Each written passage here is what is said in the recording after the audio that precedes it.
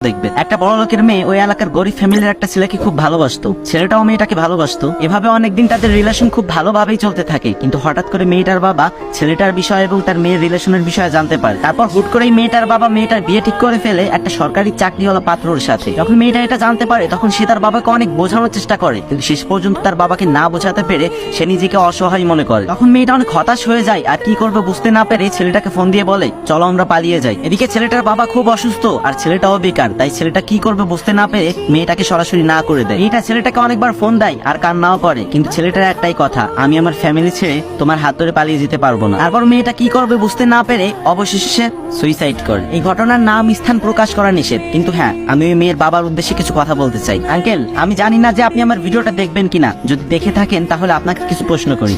আচ্ছা, আপনার মেয়ে মারা গেছে, আপনি তো অনেক খুশি হয়েছেন তাই না? আপনারা মেয়ের বাবারে এমন কেন বলেন তো? আপনারা অনেক কষ্ট করে একটা মেয়ের বড় করেন, অনেক সুন্দর করে